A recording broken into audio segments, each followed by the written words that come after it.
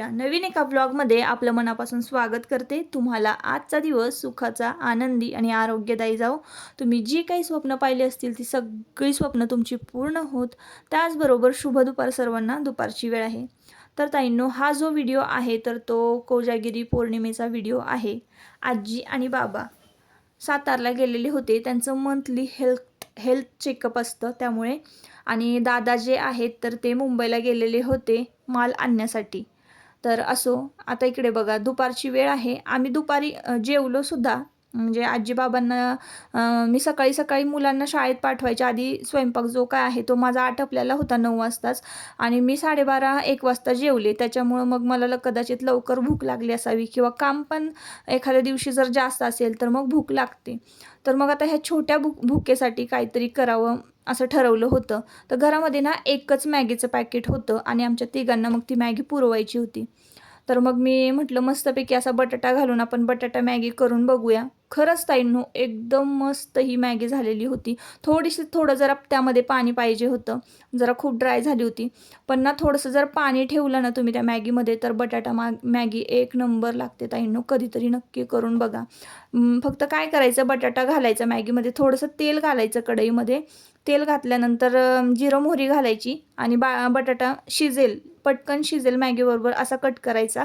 आणि ना त्यामध्ये मॅगी टाकायची, मॅगी मसाला टाकून थोडंसं मीठ घालून मॅगी शिजवून घ्यायची। एक नंबर मॅगी लागते। अशी साधी सोपी रेसिपी आहे। तर ताईंनो, आता तुम्ही व्हिडिओ पाहिला ही क्लिप पाहिली असेल बघा। याची चहा पिण्याची पद्धत बघा ताईंनो। मॅगी खाऊन झाली की लगेचच मस्तपैकी असा स्पेशल दुधाचा 2 कप चहा ठेवला होता। तर मी त्याला विचारलं की असा का चहा पितोयस, तर म्हणतोय परीक्षेचं टेन्शन आलंय मला, त्यामुळे विचार करतोय की काय करायचं, पेपरमध्ये काय लिहायचं, त्यामुळे असा चहा पितोय।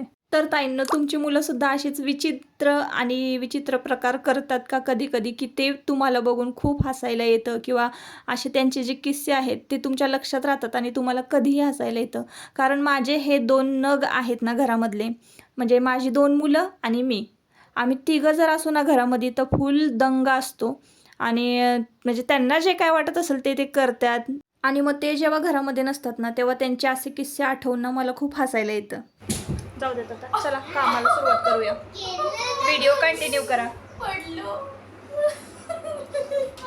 आशू, तुला काय जरा पण टेन्शन नाही का? जरा पण टेन्शन नाही का अभ्यासाचं? काय होतं टेन्शन घेऊन? आयुष्यात नेहमी सुखी राहावं।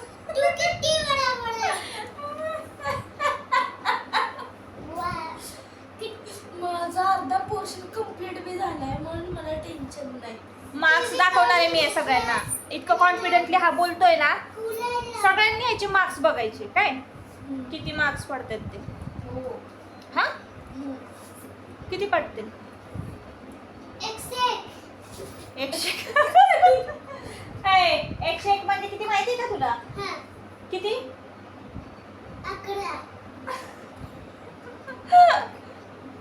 11 पडतं मला। 101 म्हणजे 11। बर, असे टॉपर आहेत आमच्या घरामध्ये सगळे। असे टॉपर आहेत, टॉपर घरामध्ये। चला, आणि यांच्या नादाला लागले ना कुठलंच काम नाही होणार। तर आता कामाला सुरुवात करते आणि छोट्या मोठ्या टिप्स सुद्धा तुमच्या बरोबर शेअर करते। तर व्हिडिओ कंटिन्यू करा आणि बघा की नक्की काय काय क्लिनिंग होतंय। 3 वाजल्यापासून मी सुरुवात करणार होते क्लिनिंगला, तर झालीच नाही, 2 तास असेच व्हायला गेले। आता 5 वाजलेले आहेत। निदान 5 ते 7 मध्ये जेवढं होता होईल तेवढं क्लिनिंग करते। आज फक्त आपला ब्लॉग क्लिनिंग विषय असणार आहे। थोडीशी सुरुवातीला मी तुम्हाला रेसिपी सांगितली मॅगीची, तर ते मी शूट करणार होते पण राहून गेलं, विसरून गेले मी। मोबाईल चार्जिंगला लावला होता त्यामुळं। तर मी तोंडी रेसिपी सांगितलेली आहे तुम्हाला, एकदा नक्की ट्राय करून पहा। आणि आता जास्त बोलत नाही, पहिलं कामाला सुरुवात करते। चला, ब्लॉग कंटिन्यू करा। ताईंनो, आता मी कामाला सुरुवात केलेली आहे। दिवसभर जी काही छोटी मोठी कामं होती, स्वयंपाक पाणी हे सगळं झालेलं आहे। आणि संध्याकाळची वेळ होती तर आपण संध्याकाळच्या वेळेला झाडून लोटून करतो आणि दिवाबत्ती करतो। तर त्याच्या आधी म्हटलं की चला सगळे दरवाजे आहेत ते स्वच्छ करायचे राहिले होते कलर काम झाल्यापासून।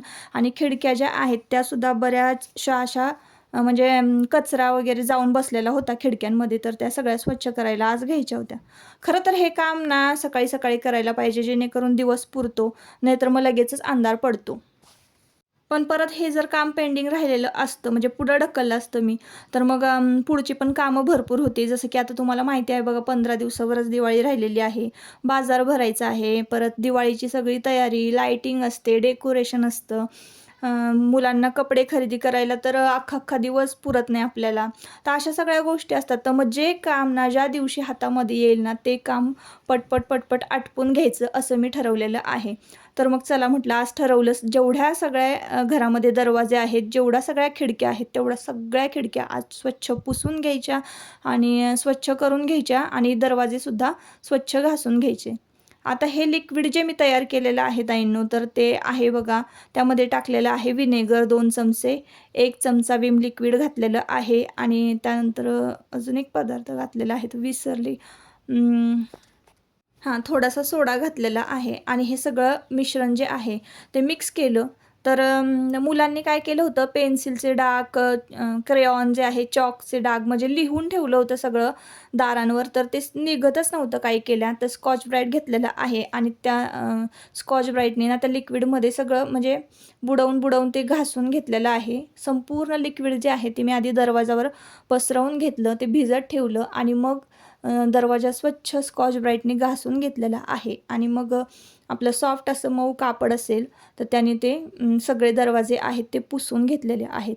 पायनो एक नंबर चकाचक असं दार निघालेलं आहे. आता मी बघा दार पुसते तर माझी सावली तुम्हाला त्या दारामध्ये दिसत असेल, इतकं दार चकाचक निघालेलं होतं.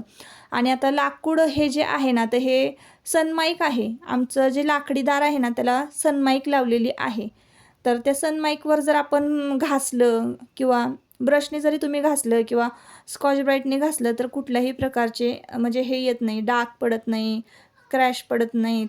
तर पण तुमचे दरवाजे जे आहेत त्याला ना वर सनमाईक असलं पाहिजे. नाहीतर लाकडी दरवाजे जर तुम्ही धुतले तर ते बरोबर दिसत पण नाही आणि लाकडी दरवाजे कधी धुवायचे हे नसतात ताईंनो. तर त्याच्यामुळं तुमच्या जर दरवाजे असा त्याला सनमाईक असेल तरच तुम्ही दरवाजे धुवा. तर असे स्वच्छ दरवाजे धुवून घेतलेले आहे. म्हणजे एकंदरीत आता ही दिवाळीची सुरुवातच म्हणायची साफसफाईची. नाहीतर पहिल्यापासून मी कंटिन्यू साफसफाईच करते ताईंनो. तर घरामध्ये किती 3-4 दरवाजे होते. 2 टॉयलेट बाथरूमचे, म्हणजे एक टॉयलेटचा, एक बाथरूमचा, एक आमच्या बेडरूमचा, एक आजीबाबांच्या बेडरूमचा आणि मेन डोर एक आहे. इकडे गॅलरीमध्ये 2 डोर, असे 7-8 डोर 6-7 डोर आहेत. तर ते स्वच्छ धुवून घेतले, पुसून घेतले. सगळ्या खिडक्या पुसून घेतलेल्या आहेत, काचा ज्या आहेत वरच्या त्या. आणि फक्त आता एकच खिडकी शिल्लक राहिलेली होती साफ करायची. तर ती मला तुमच्याबरोबर शेअर करायची होती की मी कशा पद्धतीनं ती साफ करते, म्हणून ती मागे ठेवली होती. आणि शेंगा शेतातल्या ज्या आहेत भुईमुगाच्या शेंगा, तर त्या सकाळी सकाळी जेव्हा थोडं ऊन पडलं ना तेव्हा मी टेरेसवर वाळत घातलेल्या होत्या.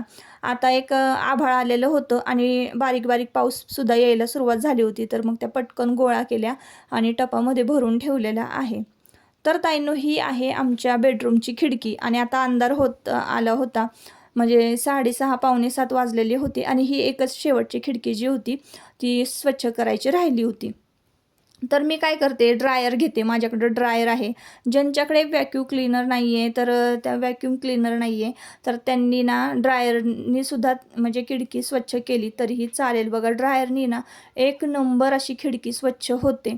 तर ड्रायरने काय करायचं, ज्या काही फट आहेत खिडकीच्या, तर टूथब्रश घ्यायचं आणि त्याने ते स्वच्छ करायचं आणि लगेचच आपली ड्रायरची जी हवा असते, तुम्हाला माहिती आहे किती फास्ट असते ती, तर ती त्या हवेच्या फोर्सने आतला जो कचरा आहे तो सगळा उडून बाहेर पडतो आणि खिडकी मस्त चकाचक अशी स्वच्छ होते. आणि जी काही जाळ्या जळमटं धूळ जी आहे तर ती पाणी न लावताच स्वच्छ होतात.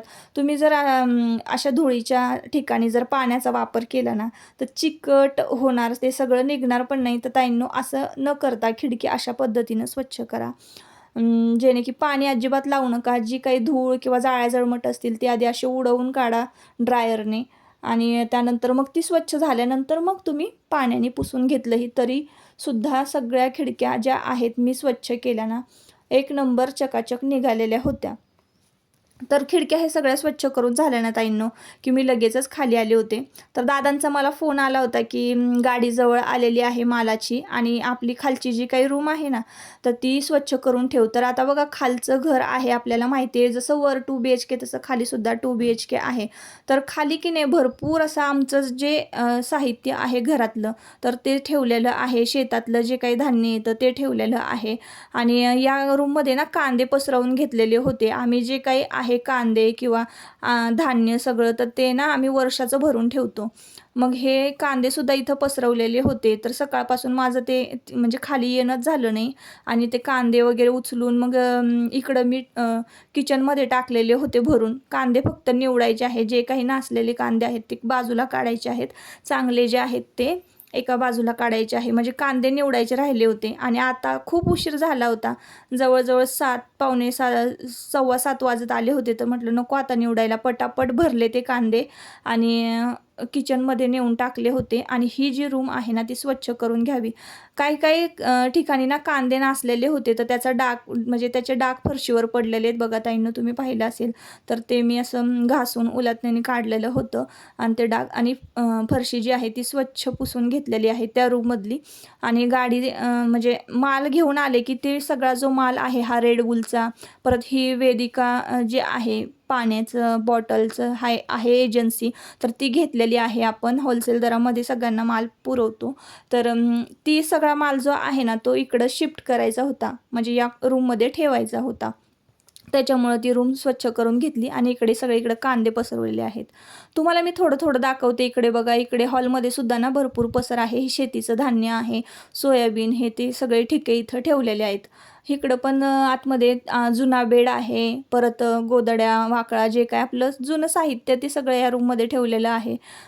तर सगळं असं खालचं सगळीकडे पसाराच होता. तो सुद्धा मला एखाद्या दिवशी आवरून ठेवायचा आहे सगळाच स्वच्छ करून. कलर काम वगैरे झालं होतं, त्याच्या बादल्या वगैरे तशाच तिथं पडलेल्या होत्या. तर असो ताईंनो, आता इकडे वर आले, म्हटलं चला आता स्वयंपाकाला लागूयात. तेवढ्यात मी किचनमध्ये आले तर बघते तर आई बघा मटकीची आमटी फोडणीला घालत होत्या. आता त्यांच्या म्हणजे आमटी फोडणी घालण्याची पद्धत ना खूप वेगळी आहे. तर चला म्हटलं तुमच्याबरोबर शेअर करूया, कारण माझी वेगळी आहे आणि त्यांची वेगळी आहे. तर त्यांनी कुकर ठेवलेला आहे, त्यावर थोडंसं तेल घातलेलं आहे, 2-3 चमचे असेल अंदाजे. आणि त्यानंतर लसूण चेचून घेतला, लसूण टाकला, लसूण छान तेलामध्ये सोनेरी होऊ दिला. नंतर मग त्यांनी घातलेला आहे मिसळ मसाला. मिसळ मसाला 1 चमचा घातला. त्यानंतर आमचं घरगुती लाल तिखट 1 चमचा घातला. त्यानंतर ज्वारीचं पीठ थोडंसं लावलेलं आहे आणि ज्वारीचं पीठ छान तेलात भाजलं. हे सगळे जिन्नस भाजले की लगेचच टोमॅटोची प्युरी जी आहे ती कुकरमध्ये घातलेली आहे. तर अशा पद्धतीनं ना ताईंनो, जुन्या बायका ज्या आहेत ना ते कालवण करताना, भाज्या आमट्या करताना ना थोडीशी भाजी किंवा आमटी घट्ट व्हावी ह्यासाठी ना ज्वारीचं पीठ लावायच्या. तर आमच्या आईसुद्धा मस्त करतात आमटी आणि मी कांदा आणि टोमॅटो म्हणजे कट करून ती आमटी करते. पण माझ्या पद्धतीची आमटी आणि त्यांच्या आमटीमध्ये खरंच डिफरंट म्हणजे फरक जाणवतो चवीत लगेचच. आता ही सगळी जिन्नस भाजून घेतल्यानंतर त्यांनी ना मटकी छान धुवून घेतली आणि मस्तपैकी त्या मिश्रणामध्ये भाजून घेतलेली आहे. ती मटकी मस्तपैकी भाजून झाल्यानंतर त्यामध्ये ना गरम पाणी ओतलं आणि लगेचच कुकरला झाकण लावून 1 ते 2 शिट्ट्यामध्ये आपली मटकीची आमटी जी आहे ती तयार होणार आहे. आता मटकीची आमटी म्हणजे ना ताईंनो थोडक्यात मिसळीची आमटीच समजा तुम्ही. त्यामध्ये थोडंसं वाटाणे जर घातले आपण, राजमा, हरभरा घातला की ती मिसळीची आमटीच तयार होते. आता थोडंसं पीठ लावलेलं आहे, पण 2 चमचे ना दाण्याचा कूट घातलेला आहे, जेणेकरून ज्याला जर फरसाणा म्हणजे ज्याला कोणाला फरसाणा घालून जर खायचा नसेल तर ती थोडीशी दाटसर झाली पाहिजे. आणि एका बाजूला बघा भातसुद्धा शिजलेला आहे, तुम्हाला पातेलं गॅसवर दिसत असेल.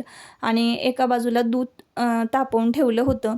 तर मसाले दूध तयार करायचं होतं, तर चला म्हटलं मसाले दूध इकडे तयार करून घेऊया आणि लगेचच मग गरमागरम चपाती लाटून घेऊया. तर बघा मसाला दूध म्हणजे मसाल्या दुधाचं हे काठदऱ्यांचं एक पॅकेट आणलेलं आहे, ड्रायफ्रुट्स मिक्स, वेलची वगैरे सगळं असतं त्यामध्ये. आणि मी ते इकडं वरती मसाले दूध करत होते आणि इकडं आयुष शूट करत होता माल कसा कसा भरून घेतलेला आहे किंवा याचं. तर हा सगळा माल जो आहे तो व्यवस्थित रूममध्ये भरून ठेवलेला आहे. आणि इकडे मी लगेचच चपात्या लाटून घेतल्या आणि तिकडे दूध आटायला ठेवलेलं होतं. तर अशी जी सकाळपासून ताईंनो धावपळ झाली होती ना, कंटिन्यू एकसारखं कामच चालू होतं. तर आता चपात्या वगैरे सगळं लाटून झालं, कट्टा स्वच्छ केला आणि दूध लगेच एका बाजूला आठवायला ठेवलेलं होतं. सकाळपासून ना घरातले सगळे मेंबर्स थकलेले होते. आजी बाबा दवाखान्यामध्ये नंबर लावून थकलेले होते. तुमचे दादा गाडी चालवून थकलेले होते आणि मी घरामध्ये काम करून थकलेले होते. तर ही शेवटची चपाती होती, ती भाजून घेतली आणि नंतर हे दूध छान म्हटलं आठवावं. आजच्या दिवशी दूध पिण्याचं विशेष असं महत्त्व आहे, तुम्हाला माहिती आहे. आता चला म्हटलं, मस्तपैकी भरपूर काम झालेलं आहे आणि पुन्हा भूक लागली होती. सगळ्यांनी जेवायला घेतलेलं आहे. हे जे टायमिंग आहे ना ताईंनो, 8:30 पावणे 9च्या दरम्यानचं हे टायमिंग आहे. आम्ही लवकरच बसलो होतो जेवायला. तर फरसाणा घेतलेला आहे ताटामध्ये आणि कांदा बारीक कट करून घेतलेला आहे. त्यामध्ये मस्तपैकी मी गरमागरम अशी मटकीची आमटी ओतलेली आहे. तुम्ही कालवणाचा म्हणजे आमटीचं तुम्ही बघू शकता, कलर पण मस्त आलेला होता आणि टेस्टसुद्धा खूप छान झाली होती. मस्तपैकी लिंबू पिळला ना एकदम भारी लागते. तर अशा पद्धतीनं फक्त लसूण घालून सुद्धा आपल्या इतके कालवण आपली आमट्या ज्या आहेत ते चवदार होऊ शकतात. कुठलंही वाटण न वापरता किंवा टोमॅटो घातला होता, पण कांदा न वापरता इतकी भारी मिसळीची आमटी होऊ शकते. तर ताईंनो, तुम्ही सुद्धा अशा पद्धतीनं कधीतरी करून बघा आणि नक्की कमेंट करून सांगा. आता हे सगळं मस्तपैकी आता झाल्यानंतर मिसळ पोटभर खाल्ल्यानंतर ना सगळ्यांना ना दूध वाटायची वेळ झालेली होती. तर 11:30च्या आसपासचं हे टायमिंग असावं रात्रीचं. घरामध्ये 6 मेंबर्स आहेत, तर 6च्या 6 ग्लास मी मांडून घेतलेले होते आणि मस्तपैकी पळीनं हलवून सगळ्यांमध्ये ना असं समान असं दूध भरत होते, जेणेकरून परत असं वाटायला नको कोणाला कमी कोणाला जास्त म्हणून. तर असं असतंच बघा प्रत्येक फॅमिलीमध्ये. तर ग्लास जे आहेत ते दुधाचे भरलेले आहेत आणि आता सगळे मिळून एकत्र मस्त अशी कोजागिरी पौर्णिमा साजरी करणार होतो. सगळ्यांना थकवा जाणवत होता, सगळ्यांनी भरपूर धडपड काम केलेलं होतं. तर म्हटलं चला आता निवांत सगळ्यांबरोबर सगळ्यांनी मिळून दूध पिऊयात.